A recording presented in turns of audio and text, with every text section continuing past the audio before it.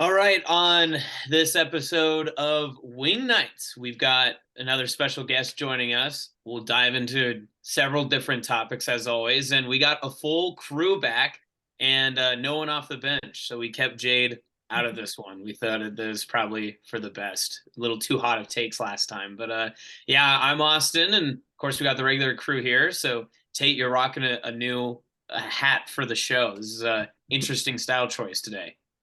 Yeah, I picked it up when I was coming back from the weekend's concert last summer. It was like 3 a.m. and a come and go. So I just had to do it. Proud of you, man. You went. Nice. Our guest today is I wrote a little intro. I needed to show him a little respect. He resides from Minden. I believe you were a 3-time cross country champion, correct? Yep. At the Class C level in Nebraska, former Doane track and field and cross country All-American. I had one All-American. Yep. Okay. All right. That counts. That counts. Okay.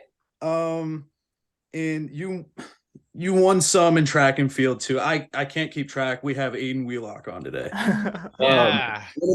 One of my good childhood friends. We grew up together. We were good buds growing up, but I just want to dive into your running career. So I remember specifically when we were younger, you always loved football. I don't know, like you had like a little Larry Fitzgerald phase. I remember you always wore that jersey. Oh, yeah. I want to ask you, at what point did your dad convince you to do cross country? So I actually remember this very vividly. I don't know if you remember this very well, but yeah, I've grown up. I've been a huge Detroit Lions fan my whole life, but Larry Fitzgerald was a pretty big phase because he was like the cover of that Madden where we started getting into NFL. It was like the Pittsburgh Steelers and Larry Fitzgerald cover, but yeah, we were in football. Josh and I were on the same Optimus football team, and we went from having a really poor record our 5th grade year to becoming a pretty dang good team our 6th grade year. But heading into 7th grade, I think we only won one game. That was against Adams Central, and I kind of told my dad that I'd give it one go where you can kind of split the 7th and 8th grade schedule up. And I remember, Josh, you were in my kitchen and you were the first person I told, where I was like, Oh yeah. yeah, man, I hate to break it to you, but I think I'm going to go out for cross country this year. But that was yeah, but it ended up working out. I won the state middle school meet that year, and Minden kind of didn't win very many football games at 8th grade season either. So that kind of solidified my running career for high school for sure. Yeah, and now that you mention it, I do remember that conversation. And 7th grade was the last year I played football too, and I was just like, "Yeah, man, I'm not really feeling the one win either, so I'm out." So yeah, that was an early wrap on my football career too. But what like when you started your first year of cross country and you won, it was all class state and middle school. Mm-hmm. Yep. Were you like this feels like kind of just natural. Like, why wasn't I doing this for a long time?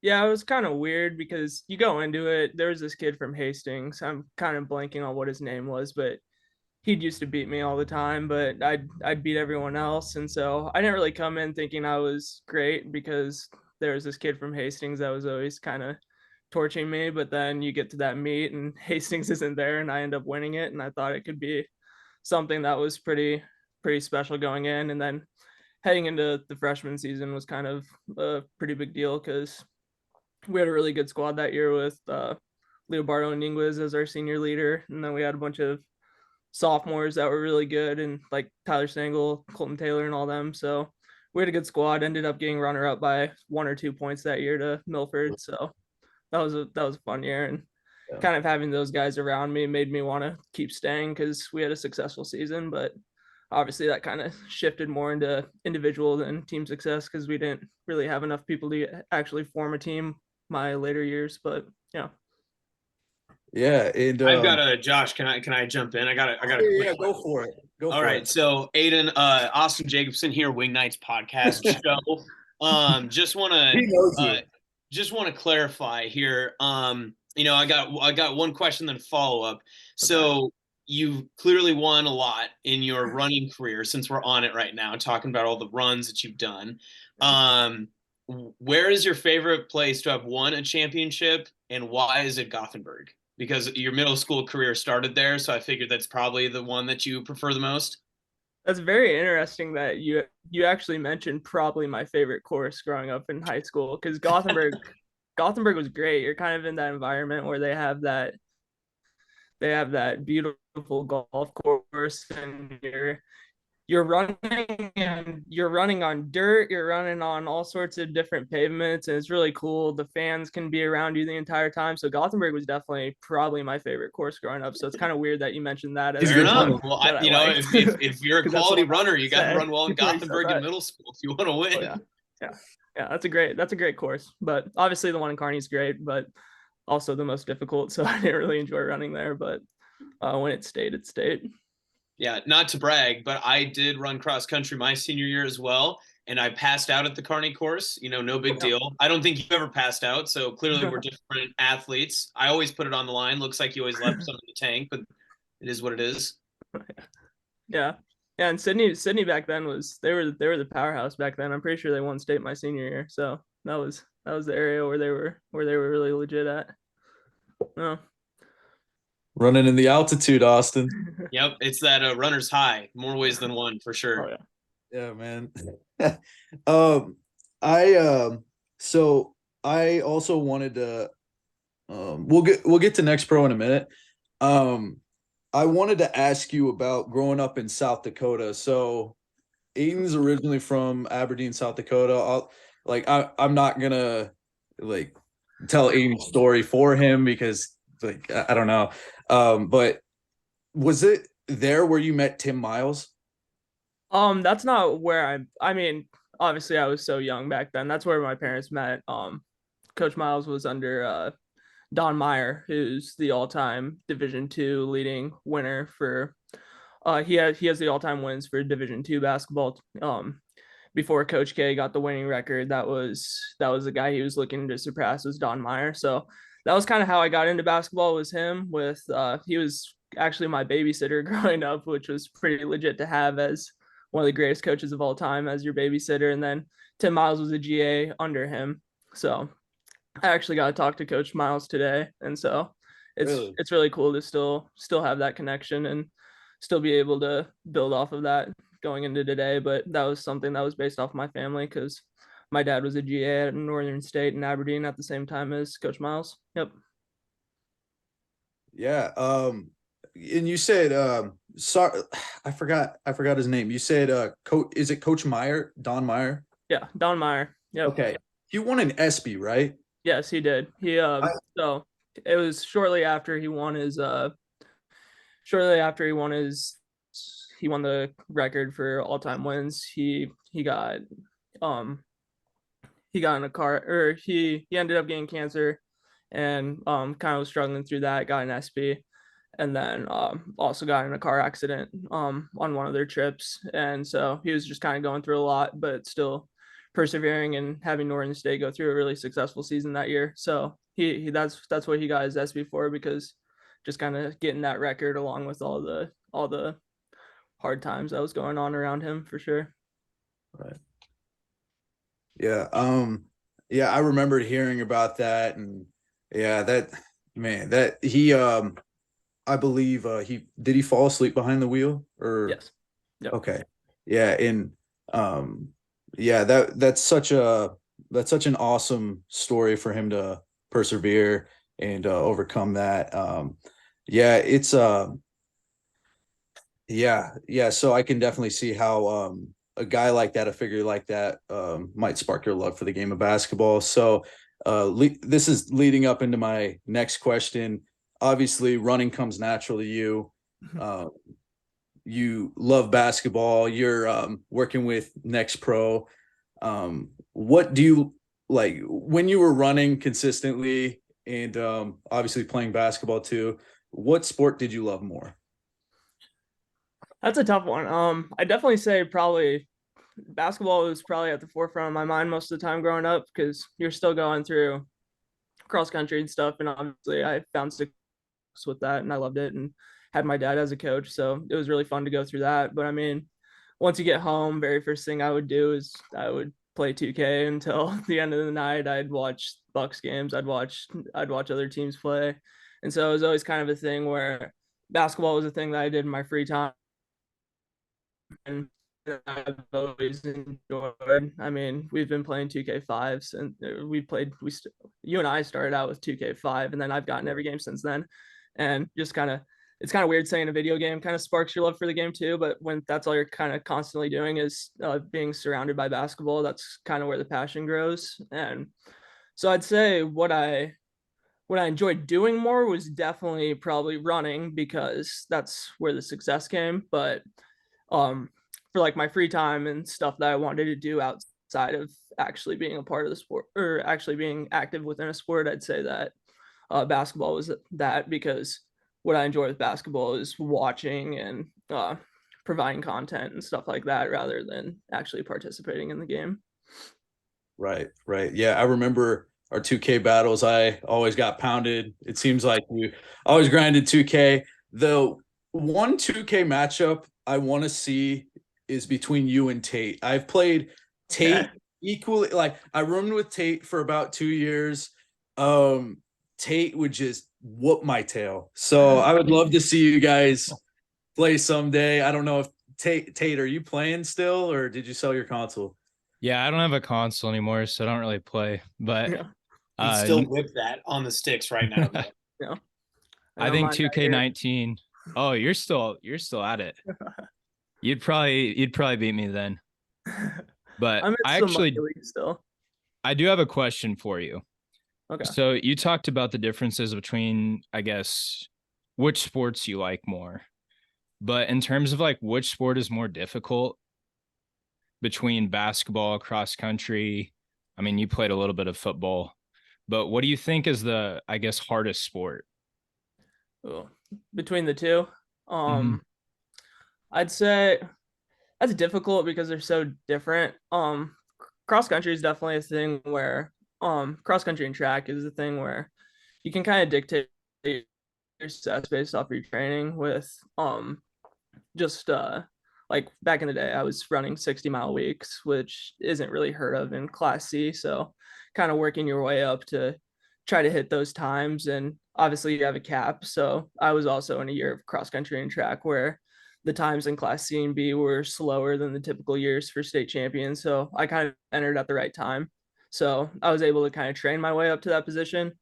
With basketball, it's different because you can train your way to the top and be one of the best players in the state, but that doesn't necessarily dictate if you're on a successful team. And you see that with coaches all the time, because sometimes there's very great players, but you end up seeing their efficiencies go down. You end up seeing some more mistakes happen when they're kind of surrounded by less pieces than less depth that you see around. So it's kind of harder to get noticed in basketball, I would say, just for the part with cross country and track, you know who's who from just being at the top. But in basketball, I'd say there's certainly some players that are better than other players on different teams, but some player A might be getting recruited to higher level colleges because he's performing well with high efficiencies on a good team, rather than player B who's still playing well but on lower efficiencies on a poor team.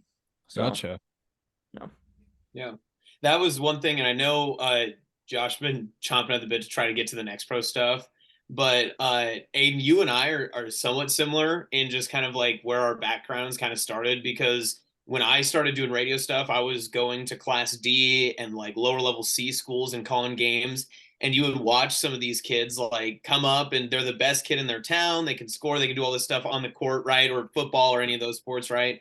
And they look like this great player. The town and the people that are in the gym right then and there think that this kid's going to be like the next kid to go to college. He's going to be this great player. Oh, why doesn't he have all these offers? But then I moved into Class A and I'm doing all these games for Kearney High now. And although in Class A, not every single team has a kid that will go play at the next level in basketball, when you see the kid that will go play D1, it's like a for sure 100%. You know that they're D1 kids and there's a fine line between them. Yep. Do you see the same thing that I'm seeing, or am I just kind of alone in that thought? Or what have you seen just kind of as you have continued to view the sport and kind of see the different levels of access that you have with what you do now? Yeah, absolutely. So with my coverage, I try to have my vision based off what class I'm looking at. Obviously, with at the lower the class you go, the less of the talent pool, and that's just goes based off school size. You see that in every state, and so with that, if I'm talking about a kid in class D2 and I'm talking about how well they're playing, that's more so in comparison to the rest of D2. Where as you look at class A and it's pretty obvious which of those kids are division 1 and which ones they're looking at. You got to fit the mold physically. You have to have the physical mold. There's not very many kids with skill sets at the lower molds that aren't going to get division 1 interest. That's just not what the division 1 guys, that's the first thing that division 1 coaches look at is the mold. And then the second one is just skill and just based off of their efficiencies, like what they can contribute to the game, what they can contribute at the top level. So when we look at division 1 players, what we want to look at is how one, obviously they got to be the best players on the court, obviously, but it's also got to be what can this guy contribute at the division 1 level? What can they what will the role fit in the division 1 level? How can you promote this kid to a division 1 school? So when you look at that, it's pretty obvious. There's a lot of kids in Nebraska right now currently. The 2025 class especially is one, and you're seeing one in Kearney right now with Ben Johnson. Certainly has the potential. He'll be a high caliber division 2 to he could be mid-major, low major division 1 certainly as well. So you kind of see that around, and you can kind of see that with Ben over in Kearney, where he has a different mold than all the other players do on that squad. He, correct me if I'm wrong, Austin, you probably know this. Hasn't Ben Johnson, hasn't he hit like a bunch of half court shots in game? Yeah, well, Ben was actually known as the 8th grade kid that would just steal money from Kearney High because they always did their half court shot. And of course, you can't actually win the money if you're in middle school or high school. So I think that was or I got say whoever told me he knocked in like 4 or 5 of these half court shots. I can be like, all right, well, the money has to go back to Kearney High, and they'd be, oh yeah, oh, great. But yeah, it was crazy watching him as like a freshman be a rotating player that would come in, and he had like I want to say like 18-point game when they were on the road in Lincoln for one of the LPS games, and then this season just really took off, and you could tell that he worked on just all that strength and detail, and exactly what Aidan was talking about there. That your freshman year, you never know what a kid will actually look like. I think there are very few people in this world who, as a freshman in high school, are actually looking like the build of a D1 player. They may have some traits, but that build just isn't there yet.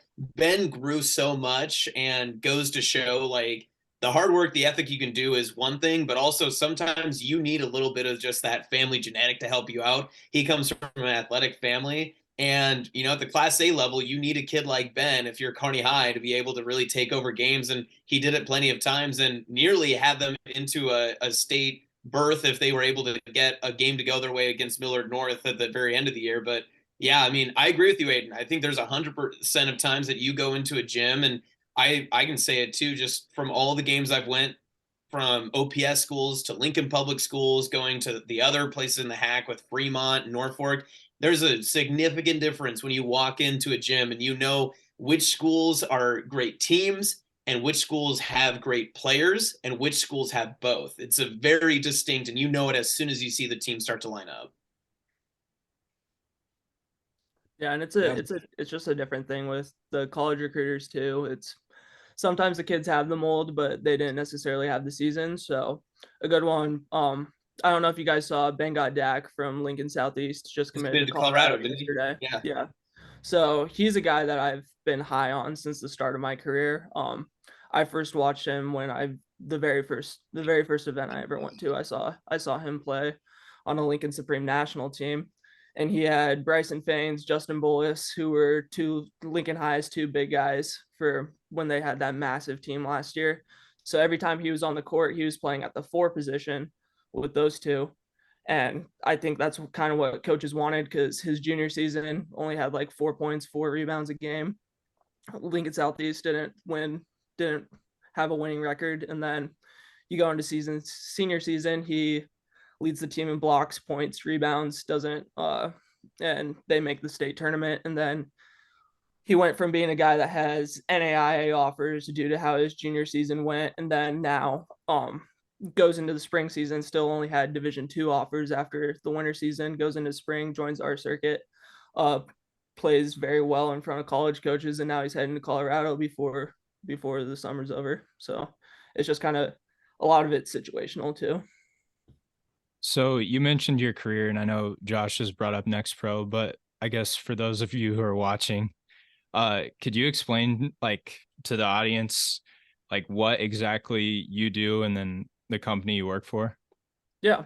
So NXTPRO we started out as a independent circuit for AAU basketball, and something that kind of the thing that sets us different apart from all other AAU circuits is you see with typical AAU circuits, they have independent scouts who are going around providing coverage for like the top players within circuits. And I think a good example to kind of just like looking back way at time, like Brian Windhorst at ESPN, where he kind of got his in by being an independent scout for LeBron James and being the first guy that was just following LeBron James throughout his whole career, and ended up now he works at ESPN. But so you see these independent scouts, and what they want to do is they want to put their name on with specific players, specific programs, to attach their name to that to try to grow their own individual brand.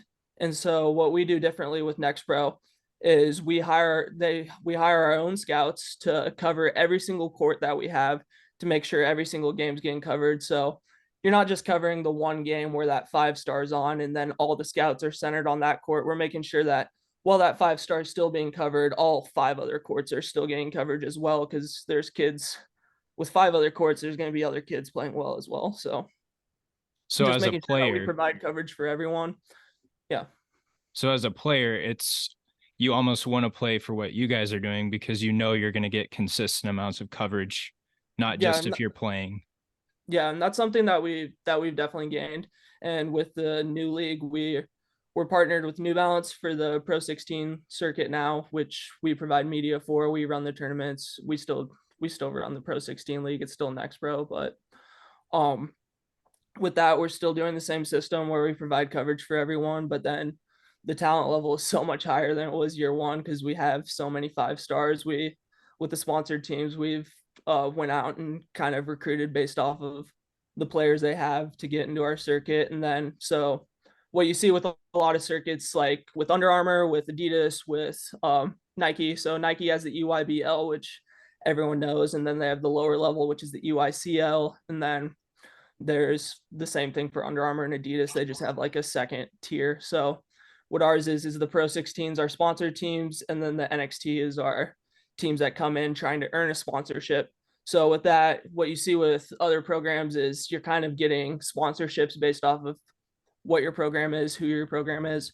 But what we do is we have it set where the winners get the sponsorships. So we have our live period event coming up in Houston, Texas on July 6th through the 9th. And that was a qualification only. So you have to, if you're a sponsor team, a part of our Pro 16, you automatically make Houston. And then the top teams from our NXT teams that played throughout the spring, based on their record, based off of, we had a system where it went based off record, strength of schedule, and just based off that to kind of rank them and qualify. So those teams move on to Houston, and then they get the opportunity to play in front of those hundreds of coaches at that event. And then we have a single elimination tournament at the end of that, and that'll go till the Elite 8, which will transfer over to Omaha. And that tournament's kind of deciding who's the best of the sponsored teams. And then our NXT finals, which will feature our top NXT teams only, not the sponsorship teams, will be heading to Lincoln at the very end of the year, and they will be competing for single elimination style again. And then the winner of that gets a sponsorship underneath our circuit with full New Balance gear, full everything. So it's kind of a system where we want to take the politics out of everything. We just want to make sure that the winners are getting rewarded for joining our circuit, and then also promoting the players, trying to get them to colleges, because we have guys that can perform really well in the NAIA, and we got guys that can perform really, really well in Division One. We actually have the number one ranked power forward in the country in our circuit. So awesome. it kind of goes throughout everything. Aidan, how'd you get your foot in the door with this? Yeah, so I was in the middle. I was coaching with a good friend of mine at Lincoln Supreme, and we had a sophomore team that we were coaching, and I just went back to Kearney and told my parents that teaching wasn't for me. I was going to college to be a teacher. I didn't find it to be me, and I wanted to go into sports media. And I was at the Drake Relays actually competing, and but my team that I was helping coach with was at an NXTPRO tournament, and the guy that I was coaching with happened to meet NXTPRO Matt Reynolds, who basically described the position he's looking for in Nebraska for just for like a sports reporter, basketball reporter for their winter season. And I basically reached out, said that I wanted to start the internship, and it's kind of helped from more than an internship, but we're in the growing stages. So it's definitely been it's been a really fun process with the whole thing, because it started out as wanting to get into coaching and then kind of developed into more of a media side of things. Aidan, Do you how think- long have you been doing this for? Exactly. Nice. Thank That's you. on 1 year there. Thank you. So, in that 1 year, you've seen a lot of basketball. You've seen a lot of different things. There's still plenty. Bengot Dak, one of those guys that you were high on early, now got a D1 offer. Was there someone that you walked into the gym and you didn't hear their name, you didn't know, that by the end of the day you were surprised as how well they played? They were a guy that you picked up on the radar right away, or maybe the opposite too, where it was a guy everyone else was high on, and maybe you were like, oh, I see where like the talent is, but maybe not to what I'm seeing at the same level. Yeah, there's certainly guys in the state where I don't name drop anything because they're still kids, but You can just say Josh Jenny. That's okay. obviously they're you see just you see some kids getting more attention than others. That all kids are definitely deserving of the attention, because it's Nebraska. There's not much coverage on the state for how they're doing, and my goal is to see how many kids I can help get to college basketball. But with kids that you see all the time, I mean, I'd say it happens all the time. I go to my own Crete gym, and I see the superintendent's kid, Aidan McDowell, and he's pulling up from half court shots and knocking them down, and they weren't the greatest efficiencies to start out when I first started watching him, but I saw that the talent was there. I saw that he was a massive competitor, and that's developed into him growing strength, growing athleticism, and him eventually becoming a top player in Class B. Another Class B guy would be Brock Skoll at Omaha Skutt Catholic. He was a sophomore last season. I got to watch him on my first day on the job. And I've heard a lot about Jake Brack, who was their starting center last year, who went to South Dakota. I didn't have rosters available. This kid was Brack, who's going to South Dakota for basketball. So that's what I was calling him on my first time. But Brock's an excellent player. He's going to be, I think he's a Division I caliber player. And that was one that I definitely saw early. The big one was definitely Bengot Dak. That was a kid from day one. I've been saying he was a Division I talent, and it was really exciting to see that actually pan out for him and see it work. But I mean, you see it all the time with just, if outside of recruiting too, you can kind of base teams off of how it is. I was really high on Freeman last year for the Class C2 title. I know that they were kind of smaller than most teams going into C2, but they had great leadership. They had a great backcourt, and those kids were just competitors. You could see that would kind of develop at the state tournament. And so that was a pretty easy prediction for me to make. And then just obviously it's all about learning cultures, learning programs, and it's pretty easy to tell which programs are completely locked in compared to other ones. Hey, Aidan. So I was gonna ask you a couple questions. Um, who do you think the front runner is for C1 this year? And have in my other question is there's this kid from Cozad named Noah Shoemaker. I don't know if you're I familiar met with him. Noah last year. Yeah. He's a really good kid. He was when I was a senior there, he was one of my student managers, and I found out last year he was a good basketball player. I was like, what? And so I'm I'm going to Creighton tomorrow. I've only seen Noah play through film, but I'm actually going to watch Kozad play tomorrow at Creighton. Oh, so nice. that'll be my first opportunity to see him play for sure. Yeah, really good kid, and he's a really good player. So I'm looking forward to seeing how he pans out. But you said, did you say Omaha Elite and Lincoln Supreme are on the NXTPRO circuit? Yeah, so Omaha Elite is the number 1 seed for our NXT circuit. They went undefeated in NXT play, and their only loss is to Nebraska Supreme for a 15-1 record. So they got the 1 seed for NXT play. And then Nebraska Supreme is one of our sponsored teams. Nice. Okay. So I don't know if you I know exactly what you're about to say right now. So, okay, Aidan and I played for our local AAU team, just Central Nebraska guys, all Class C schools. We were called Mid Nebraska or something like that. And we would go to where did we go? Like Wichita, Omaha, Lincoln. This one was at OSA. Yeah, this was at OSA. Yeah. And somebody had the bright idea of pairing us against the top Omaha Elite team in the grade above us. And so I recall they had Roman Barons, they had Tanner Wubbles, they had Sharif Mitchell. Gannon Coster was supposed to be on that team, but he was gone. They had, and I believe I heard this. I don't know if it's true. I heard they had Sam Griesel. I don't know if that's true. But I don't remember, to be honest. I remember Barons was the one that torched us. Yeah. He was really good. They were just 2016 Chino Hillsing it up out there. I was scared to drive as per usual, until senior year in high school.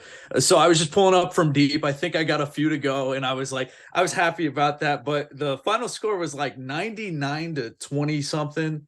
Yeah, and it was bad. I think you got better that day. I was wrecked for 3 weeks after that. It was, oh man, I thought it's over. It's over for me. I don't know if I'm ever gonna be able to pick up a ball ever again. That was the very first thing I ever told our coach was you handed me the most embarrassing basketball loss I've ever been a part of. And you know what, Aidan, did you ever go to FCA Weekend of Champions in high school? I went 1 year. I don't know what age I was. Freshman year, something like that. Yeah. So the year after we would have played Omaha Elite, I ran into a guy that was on that team. He came off the bench. I don't remember who he was. And he was talking about being on that team. I don't even know how we got on that discussion. I was like, hey, do you remember beating Mid Nebraska by 70? And he was like, I'm going to be honest, man. We did that to 30 teams this past. When they started out in our circuit, they started out pretty late. So what we do based off of our schedules is we match you up based off tiers. So tier 1 teams play tier 1 and tier 2. Tier 2 plays tier 1, tier 2, tier 3. Just based off that, we have 5 tiers. And so Omaha Elite came 3 weeks late to they were playing in other circuits. They were playing in Omaha. They didn't want to travel to start out. They kind of went to our more local tournaments. And so we started them out in tier 4 or tier 5 to play, and they won it was kind of a waste of a trip for them. They won every game by about 40, but now they're starting to play closer games, and it'll be nice to see them play against they're in a pool to start out of 17U. They're going to be in a pool. They're going to play only pros. They're going to only play sponsored teams in front of the college coaches. So it'll be a great opportunity for those kids because most of them are just Omaha kids. So Yeah, it's that's Call of Duty probably lobbies. That's how you set them all up. Just Call of Duty lobbies. Yeah, it's basically ranked. Yeah. it. I wanted to also ask you about KC Run GMC when we played. Yeah. Probably the best player I've obviously played, and I don't know about you, Jeremiah Robinson Earl from the Thunder, and they had Zach Harvey. He ended up playing D1 basketball. I don't know where he's at now.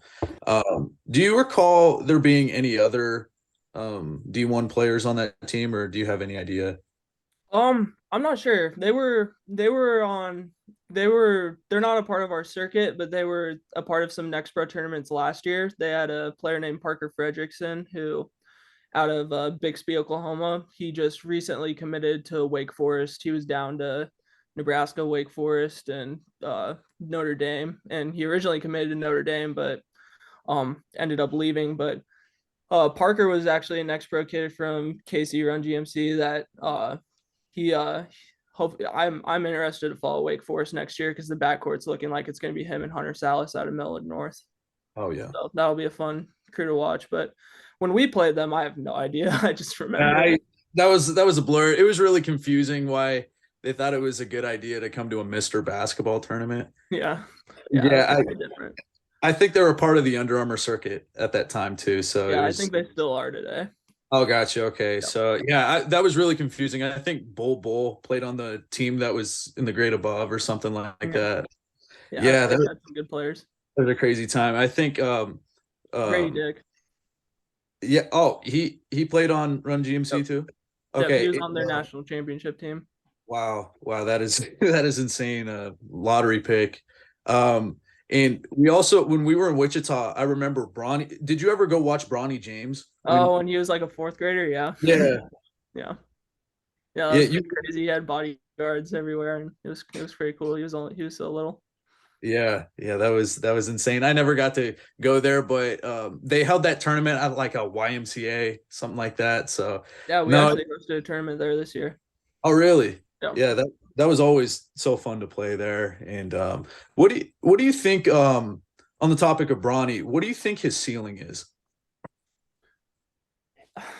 He's a hard one to kind of evaluate. Just I've never sat down and actually watched any Sierra Canyon film. The only time I've ever done that was to look at Ramel Lloyd, who's at Nebraska now.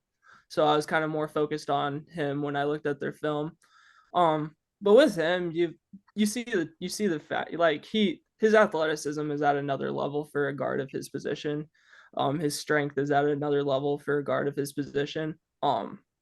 Obviously with the name, your rankings might go up a little higher than they're probably intended, but I think he's deserving of that top 100, 200 ranking in the nation because just his athleticism is at a different level. His shot has developed very well over time.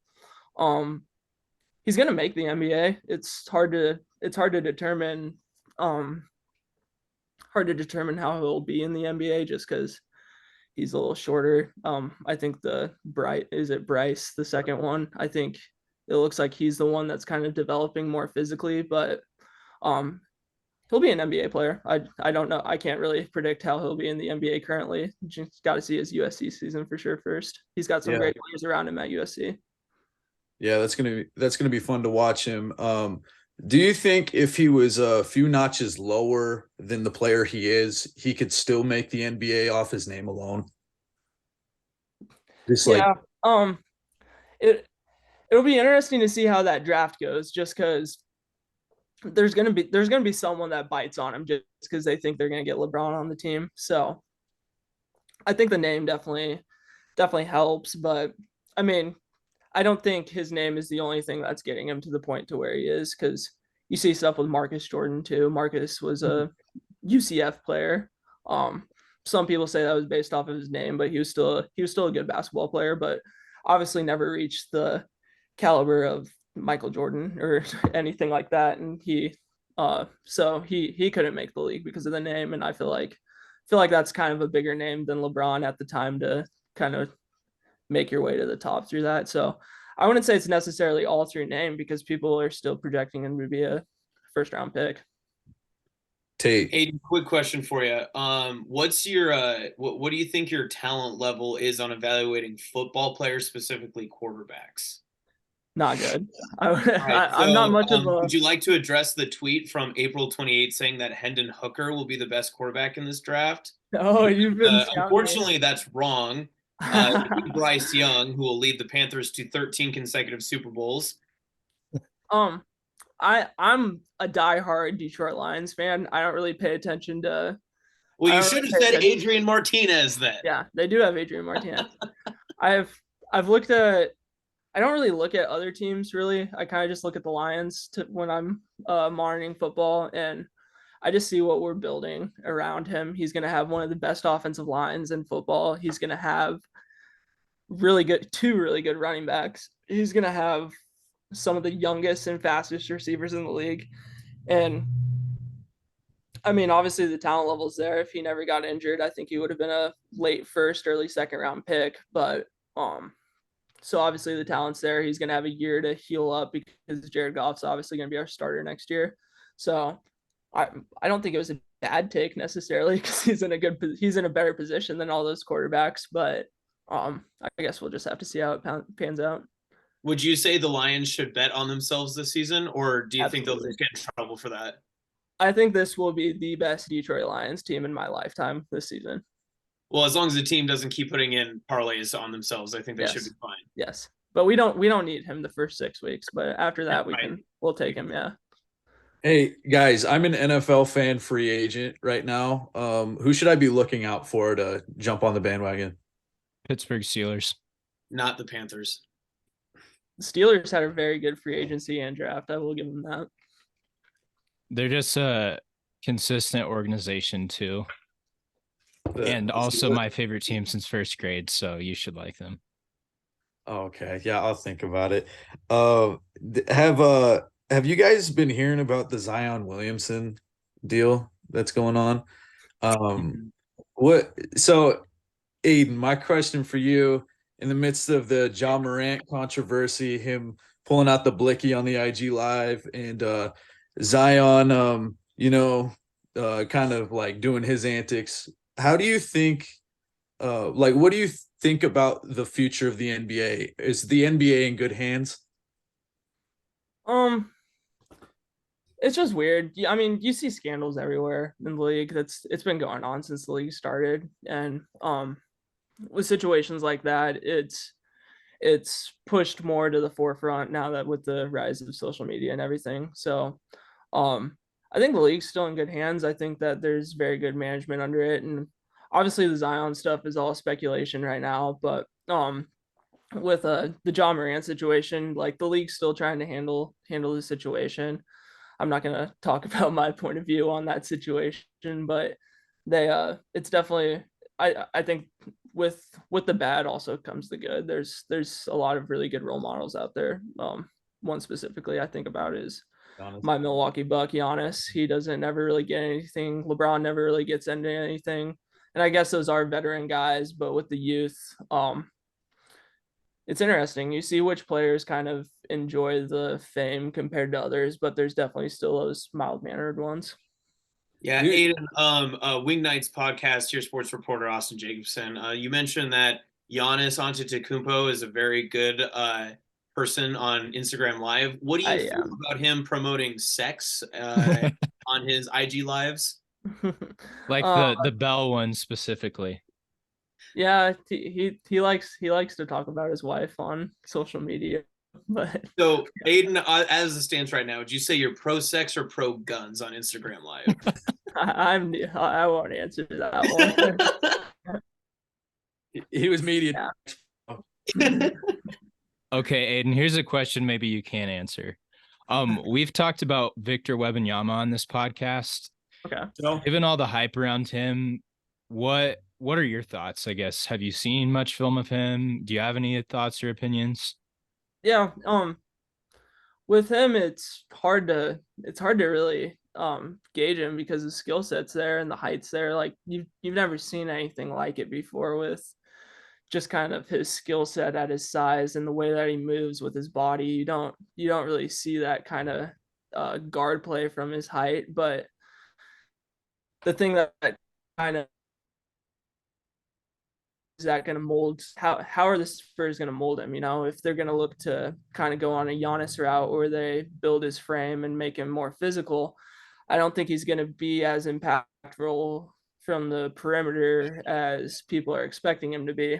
Because, I mean, I'll compare it to Giannis since that's the guy I know the most about. When Giannis was coming into the league, he was splashing threes and was able to play from the perimeter really well. But once you start gaining that weight, it becomes a lot harder to keep your shooting mechanics, keep your dribbling style, keep all of that. So it'll be interesting to see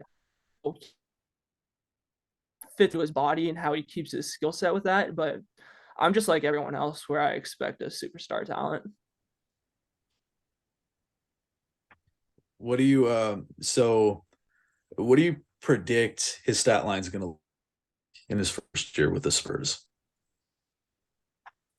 Probably like 18, 8, and 3. That'd be a good rookie year. He could probably get up to above 20 a game in his rookie season. It's just, I feel like teams are going to hit him a lot harder, and I think the Spurs are going to have a good free agency coming up with his upcoming free agency. They have the second most cap space in the entire league. I think they're going to put pieces. I think they're going to put veteran leadership and young talent around him, and I think they're going to completely reconstruct their roster this season because they got great young guys like Keldon Johnson. So I don't really. It's going to be interesting to see how they fit with him because I have a feeling there's going to be a second scorer added to that roster to kind of make his stats not what people are expecting. Aidan, you being a big Milwaukee guy, would you say that next year's goal for the Bucks is to maybe be the 2 seed so they don't have to play the 8-seeded Heat again? Obviously this finals is making me feel a lot better about that loss. What was your thought in the moment? Because that had to be heart-wrenching right there. I actually stopped watching the playoffs until the finals because I watched the final. I watched Game 7 against the Celtics, and that's when I like started getting back into it. Was okay there. It's not looking like so bad of a loss anymore, but at the moment, I was tweeting about firing Budenholzer. I was one of those guys where I wanted so much change to happen, but now you look at it and obviously we have to make some roster reconstructions. There's got to be change this season. But it makes you feel a lot better when the Heat are in the finals and actually have a game against the Nuggets, so they're not out of it yet. But yeah. Hey, Aidan, your boy Bobby Portis is playing for the FIBA team. How do you think the FIBA team's going to fare? I haven't actually looked at the roster too much, but if they got Bobby, they're probably going to do pretty well.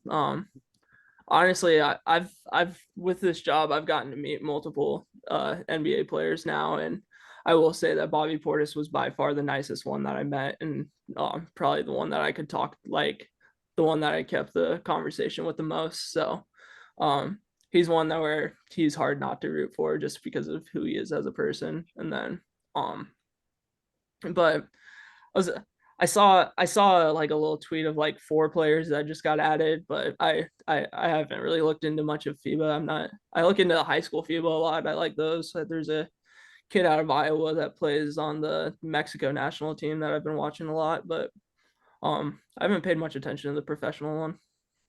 Who are so a perk you get with working for the company you do is you went on a cool trip last year, the NBA Summer League. Who were some of those NBA players you met last summer? Yeah, so for the Bucks, I got to meet Javon Carter. I got to meet Bobby. I got to meet Pat Connaughton. I got to meet Marjon Beauchamp. So those were the guys I got to meet. For my team, I was in an elevator with Andre Iguodala. We were just trying to think of like Jonathan Isaac. He's a cool dude. Paulo Banchero when he was there. You go into the casinos when you're down there, and the teams really only stay at like 3 of those casinos, and you can walk into all of them, and they're kind of everywhere. So without meeting people, just like people I saw, I remember I asked my boss, how many famous people do you think we'll see tonight? And he just threw out a ridiculous number. And we walk into the Wynn, And the very first two people I see is Adam Silver and Masai Ujiri talking to each other. And I was like, okay, this is going to be interesting. And then you just see all sorts of players. I saw your old coach, what's his name? The old Celtics coach. He was sitting there before the whole scandal, and just gotta kind of be like in contact with a lot of people. The Lakers GM, it's kind of interesting just being like standing near those people and just seeing like they're just regular people. You can just have regular conversations with them. Iguodala was actually a guy that was also really cool to talk to, and That's cool. I think they appreciate it more when you approach them as people rather than as famous athletes. Right. So- Aidan. Oh, Oh. sorry. I'll get this off real quick and then you can go. Sorry, Tate. I feel like I've been talking too much, but you met this former Husker basketball player Walter Pitchford, Oh, yeah. and you told me about that right afterwards. So Aidan and I they had season tickets, and that's when Tim Miles was the Husker head coach, and I'd go to a few games with them. And we ran into Walter Pitchford on the street when we were both like I think 12, something like that, and took a picture with him. And then you sent me the picture you took with him at Summer League, and that was a cool full circle moment. Did you bring up meeting him when you were younger? Yeah, I that's how I approached it. Was that was a season ticket holder for the Huskers, and that's how I knew him. And he's a watch salesman. He works for some company where they try to get athletes, and I know like Ed Reed's like the big guy promoting his watches. So he's got some big names that he's promoting with. And yeah, he followed me on Instagram and wanted me to send him those photos. And he doesn't follow me anymore. He unfollowed me later, but he was a really cool guy to meet. And I showed him that picture and he thought that was crazy. And then talking to Miles about this, it was nice because when I was heading back to Vegas from that trip too, I saw Siobhan Shields at the airport and kind of talked to him for a while. And so it's kind of weird just seeing all the same players from that team. Wow, that's crazy, man. I want to say after like a Wisconsin upset, you were sitting in the student section with Miles Steen, and you rushed the court. Didn't you high five Siobhan? Yeah, that was the last game ever at Bob Devaney. They beat Minnesota, who wasn't very good at the time, but it was a win at Devaney and so I rushed the court with Miles. And I think the time that I got on Big Ten for high fiving Siobhan Shields though was when they were actually at Pinnacle, and they beat I was just in my regular seats, but I still went down on the court. Was They beat Wisconsin when they were the number one team in the nation, and that was when I got the famous Siobhan Shields picture. Nice. Sorry, Tate. Oh, no worries. I was just gonna ask.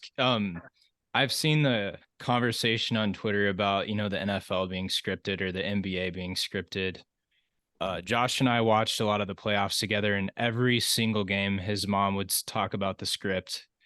What are your thoughts on the NBA being scripted?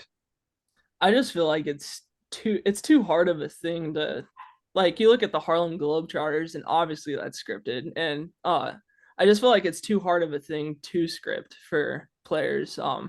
You see their efforts, you see their sweat and hard work on the court, and it's just kind of like, even with like WWE, where some people don't think that's fake, like it's still just obvious. And I don't think the NBA does anything like that. I think it's just pure game. And if it was scripted, this would not be the finals we would be having currently. I agree with that. Do you ever think though that the NBA might tell officials to officiate games certain ways?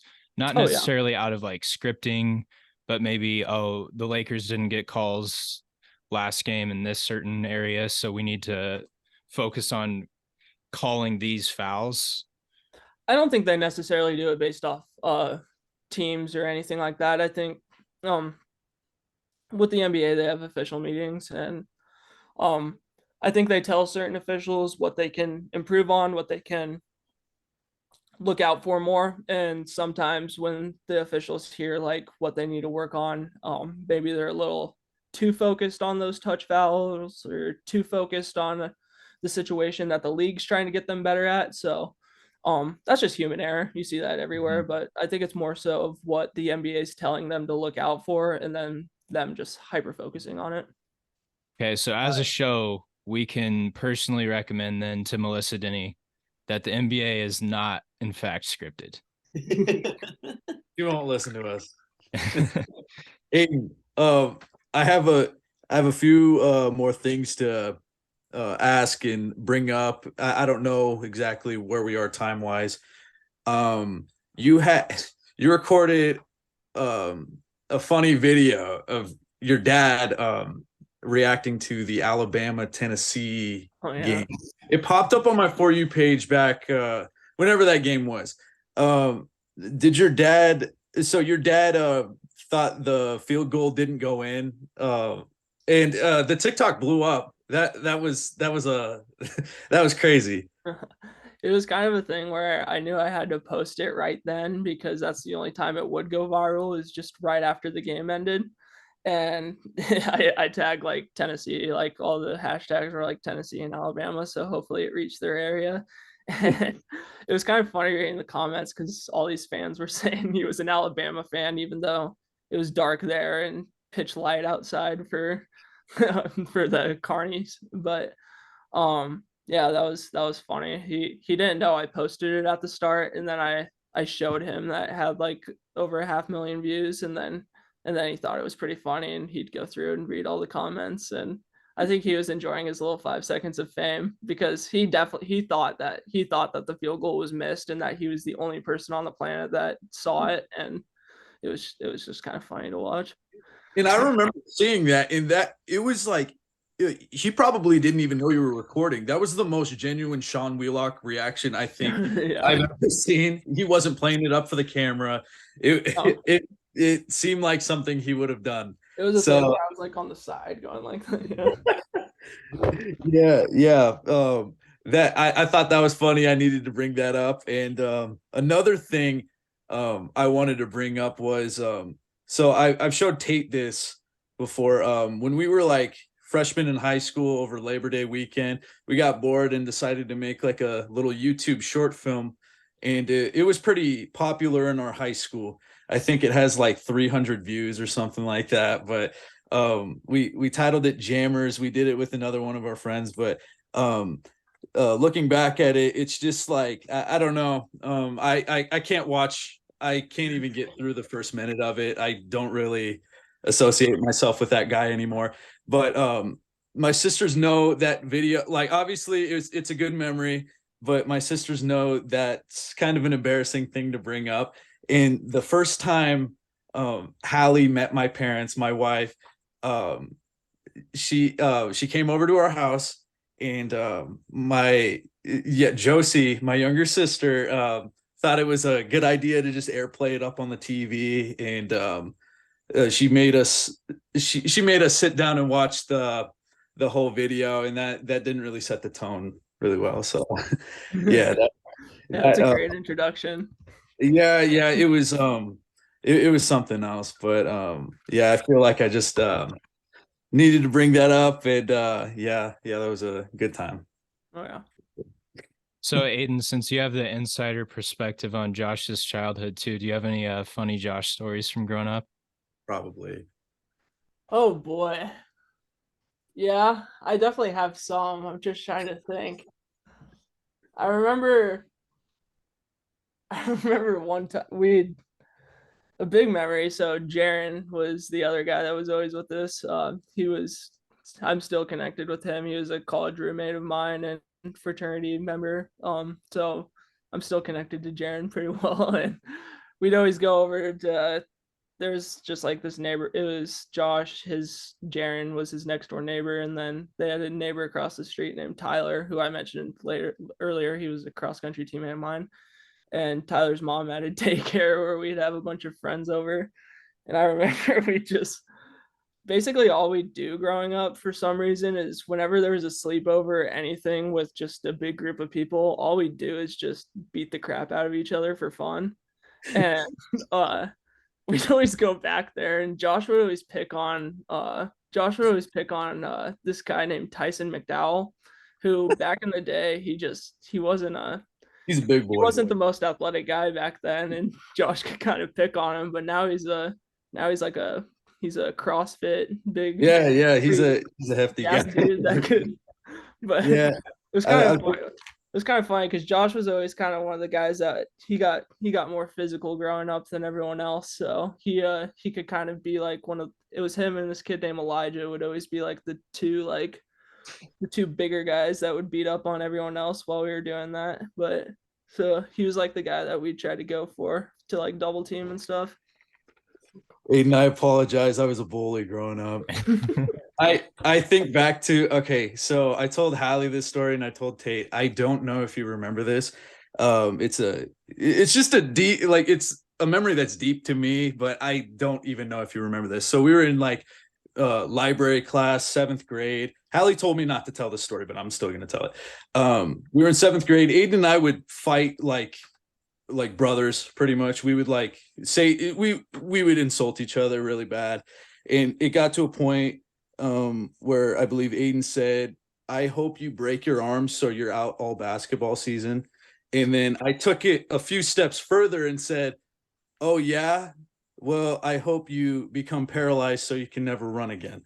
And then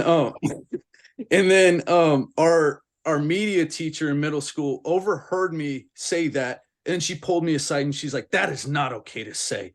And she's a really sweet lady. I felt like, man, it was so reckless, and I just feel bad looking back at that. And yeah, there are definitely some things I did when I was younger. I might have taken it a few steps too far. So yeah. I don't remember that, but yeah, that's funny. I feel like a family therapist right now. We're digging up all these past traumas. Yeah, so I'm glad you're not paralyzed, Aidan, and you had a very good running career. So yeah. Austin, how you doing? We're living. We be here. Sorry, not all of us are from Yeehawville out in western Nebraska. My bad. Yeah, we were just chilling in Minden. So one last thing I wanted to bring up, it's not related to our childhood anymore. CP3 getting cut from the Suns. Ooh. What do you think? So a lot of people think the Lakers are his number one destination. What do you think his next move is going to be? It's also a situation where he could. I could see him staying in Phoenix. I think it might be a situation where I don't think this is necessarily a move where Phoenix is saying they want to get rid of him, but I think it could be a situation where it's a contract renegotiation and stuff like that to just kind of try to make their team better, because I don't really see them waiving Chris Paul without Chris Paul being involved in that. But when I look at teams, your Celtics are definitely one that could be getting him. I think just a simple Marcus Smart swap would do it, honestly. But did he not get waived? No, he did get waived, but it could be a situation where they can still like renegotiate his contract. Mm-hmm. So I could see him staying in Phoenix, but it's got to be a contender. It's got to be Lakers, Celtics, Bucks. I don't really see him going to the Nuggets just because they have Jamal Murray, but it's basically one of those teams that needs to kind of figure out their point guard role for a contender as well. I don't see him going anywhere that's not a contender. Do you see Boston getting rid of Smart next year? Not necessarily. I mean, I'll be honest, I haven't been the greatest NBA fan this year with just kind of working through. Been more of a high school basketball fan, but I don't know if that's necessarily a thing. I just think that's what Chris Paul's value is probably around currently. Right. So I see a simple swap with that. That's why I brought that up. I don't see. Well, the reason I say that is maybe they could. I don't know how Malcolm Brogdon would fit in the starting role for Boston, but that could be a thought. He didn't really. I mean, he was banged up towards the end of Boston's playoff run, but I don't know if they'd want him starting. But real quick, I have one more thing to ask you, and then whatever everybody else has, yeah, then they can go for it. But who would you like to have us? Gosh, what am I? Okay, how am I? Who should we have on the show next? Well, I guess what are you guys necessarily looking for? I We think have a great one for you guys to have is Drake Baronic. He's a great personality to have, definitely in the local area. Probably connected to Austin, so I assume Bold, that'd big be assumption a there. guy. Don't What? go assuming things now. Come on now. Yeah, I mean, Baronic is one of the most fun coaches to have around in the state. I haven't met very many coaches with the personality that he has. And obviously he's an excellent basketball coach and can give you some insight with that as well. So I think for the Kearney area, that'd be a perfect guy to have on a show like this. That'd be awesome. He's definitely on our list of people we'd like to reach out to. Another guy that you're connected to, and I've messaged a few times. I don't really know him super well, but the Nebraska TikTok sensation, Go Big Ready. Oh yeah. Yeah, I haven't reached out to him, but he said some crazy things about Kearney, and Austin said he wants to press him on the show. Yeah. So maybe Eddie's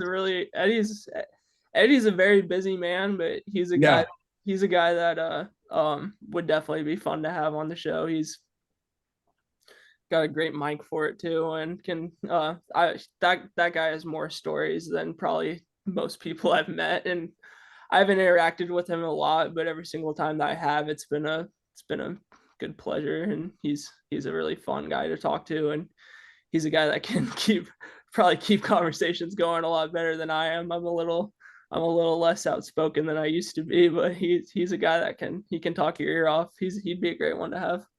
Wow, yeah, definitely.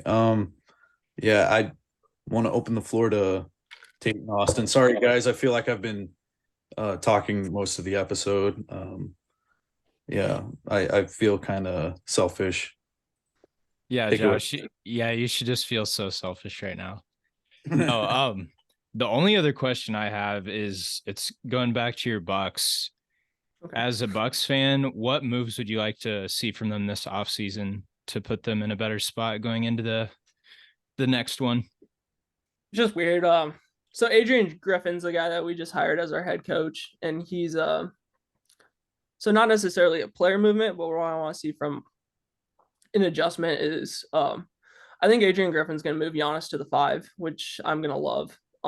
I've been a big guy that's been wanting Giannis to become our center for a while, just to kind of floor space, and he can still do his thing with shooters all around. And that's how we won the finals. When we won the finals, he was our center in the championship. So with Adrian Griffin, he's been the guy for the Raptors where he's kind of set up their defensive schemes, and he's molded his centers into kind of either 3-and-D guys or small ball centers. So with Giannis, people are going to consider it small ball just because he's been a power forward all his career, but he's 6'11", 7 foot. He's a center's height to where you could match stuff around that. So that's the thing that I think adding Adrian Griffin to the team is that's what I expect to happen, is Giannis at the 5 with that hire. But for moves, I want us to trade for young talent. We're one of the oldest teams in the league currently. The only guy younger than 24, I believe, is Marjon Beauchamp, who was our rookie, and he's still an old rookie compared to other players. So I just want us to trade for some youth, some talent, and then I don't know. We got to figure out. They always try to go for a guy that's like that dog, where it's like PJ Tucker was the one that won us the finals, and then Jay Crowder is the one we went for this year. Last year it was they thought Bobby could be that guy. So kind of like trying to find you're kind of starting to see with Chris Middleton, when his health declines, his defense isn't at the same caliber as it used to be. Because when we beat Miami, it wasn't Drew guarding Jimmy Butler, it was Chris Middleton guarding Jimmy Butler. And then so I think we're kind of starting to see that with Drew, where one of the best guard defenders in the league, but we can't expect him to guard the wings and Giannis. So I think either Middleton or Holidays sadly has to go for younger talent. I don't think we can enter the Damian Lillard sweepstakes anymore. I don't think that we have the trade value. Most of our picks are in New Orleans, so I think it's a really hard situation for John Horst to go through because I can't imagine who he's looking for trade value when you have the trade value that the Bucks have. Mm-hmm. But Brook Lopez, I expect them to decline his option to be able to sign some people. I'm actually a guy that would really like to add Dylan Brooks to our roster. I understand that people aren't big Dylan Brooks fans. I think that we could sign him for a lesser contract. He could be a guy where he's a primary, no matter what people say, he's an excellent defender, and adding him to the roster where you're a team that needs perimeter depth for defense, that's a guy where it may be hard to hold back from the perimeter shooting, but I think what he brings to the table is what we're looking for. And I'm a guy where I don't really care what their attitude is as long as we're winning. Yeah. And Brooks isn't a bum. Jeez, Josh. Sorry. Oh, shut up. Question in here, dog. Let me mute my mic. Sorry.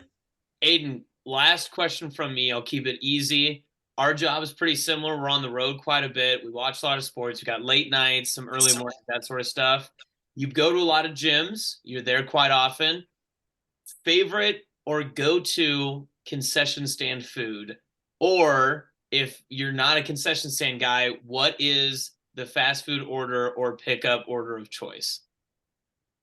Ooh, for concession stands, it's got to be Roncalli Catholic. Those guys go all in for their concession stand. It's just like the variety, but they always have that grill option too. Roncalli Catholic I went there twice last year, and it was better than a lot of restaurants for my meals there. Now, anywhere I go, I'm always getting like the soft pretzel. If they have a pretzel on the menu, I always go pretzel. I don't know why, but I got on this kick of Diet Coke and Skittles, and I just ran that train. So it actually worked for me, because what ended up happening is I would tweet out the photo of the gyms that would give me a free one. And now all the high schools I go to, they know I'm coming. So they just hand me a Diet Coke and a Skittles as I walk in. So I'm diabetes awareness every single time that I walk into a new gym. Yeah.